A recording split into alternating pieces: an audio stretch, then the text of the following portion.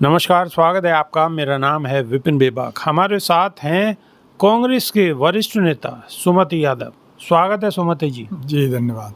नितिन गडकरी का एक बयान वायरल हो रहा है। बयान में वो कहते नज़र आ रहे हैं कि मुझे गर्व है कि मैं ब्राह्मण हूँ और ब्राह्मणों को आरक्षण नहीं मिला। अब इसका मतलब क्या है, दर्शक समझना चाह रहे हैं। आपकी इस पे क्या प्रतिक्रिया है, बताइए। ऐसा है, गडकरी साहब जो है, आपका हम स्वागत करते हैं। रिजर्व जिनके लिए ये कैटेगरी बनाई गई है कि इनको आरक्षण मिलेगा, यदि आपको आना है तो उसके लिए 10% रिजर्वेशन है। तो जो अकूत संपत्ति आपने कमाई है, आपके टाइम पे आपके बेटे ने कमाई है, तो एक दान पत्र लिख दो मेरे नाम और बस आप आ जाओगे रिजर्वेशन वाले कोटा में। खूब रिजर्वेशन लेना साहब जो है, ले लो। हाँ खूब झोली भर भर के लेना। जो है आपकी सरकार है, मोदी जी लुटा रहे हैं। अरे साहब यूं ही लुटा रहे हैं। अरे पता नहीं कितनी करोड़ों वैकेंसी निकाल रहे हैं, करोड़ों, अब क्या कहना चाहिए, मौके मिल रहे हैं।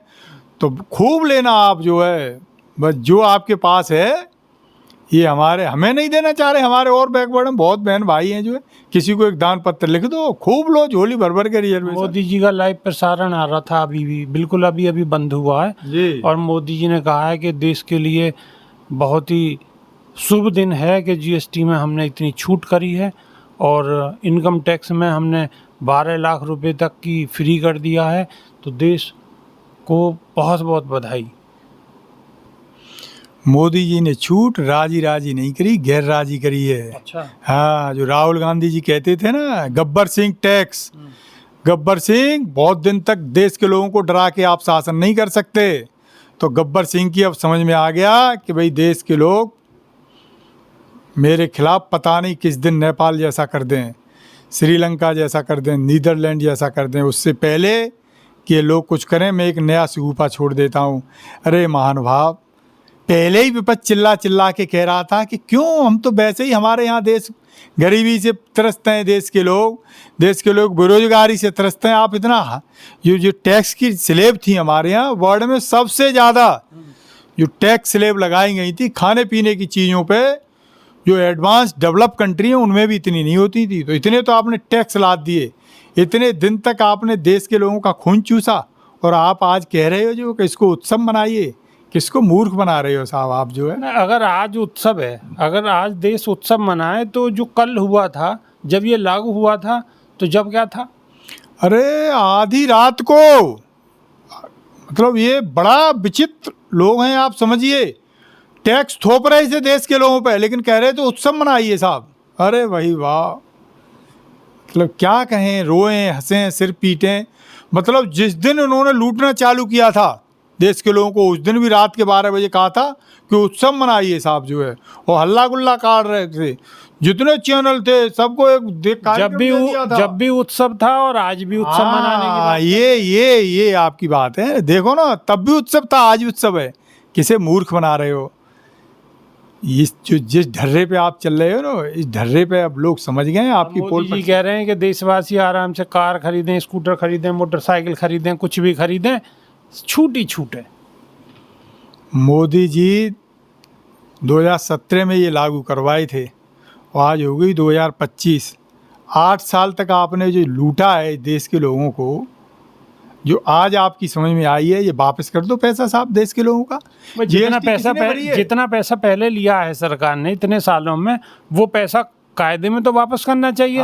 भाई अगर ये फैसला लिया है, ये उचित है, तो वो अनुचित था, या वो भी उचित था और ये भी उचित है। जो सरकार करे वो सही, बाकी जो बोले वो बिल्कुल सरासर गलत। इसी तरफ ले जाना चाह रहे हैं देश के लोगों को, ये कि राजशाही में जो राजा ने कह दिया वही फरमान सही है साहब।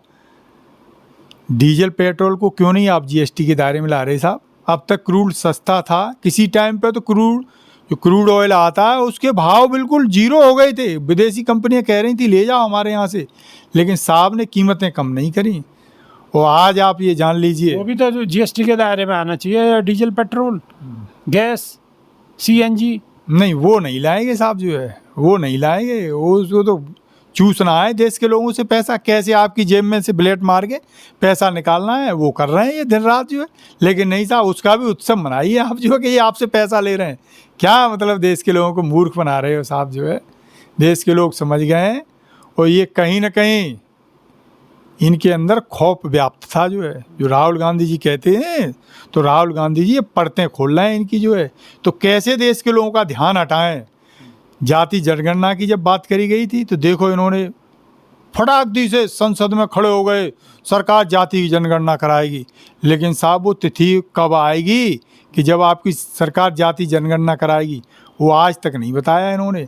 ऐसे ही डे वन से विपक्ष ये मांग कर रहा था कि ये दरें आप ज़्यादा लगा रहे हैं, हमारे यहाँ के लोगों की इतनी पेइंग कैपेसिटी नहीं है, ये कम कीजिए। लेकिन नहीं साहब, तब समझ में नहीं आया। अब बिहार में इलेक्शन आ रहा है, बिहार के लोग सड़कों पे आ गए, इसलिए ये सारे के सारा प्रपंच इसलिए रचा जा रहा है, ये ड्रामेबाजी इसलिए की जा रही है, ये सिगुफेबाजी इसलिए की जा रही है। तो सुमति यादव का बहुत बड़ा प्रधानमंत्री पर निशाना के बिहार के अंदर चुनाव है और चुनाव के लिए ये सारी ड्रामेबाजी प्रपंच रचा जा रहा है। आपकी इस पर क्या राय है? कमेंट के माध्यम से आप अपनी राय रख सकते हैं। हमें बेसब्री से इंतज़ार रहेगा। अभी के लिए सिर्फ इतना ही। बहुत बहुत शुक्रिया जी, धन्यवाद। नमस्कार।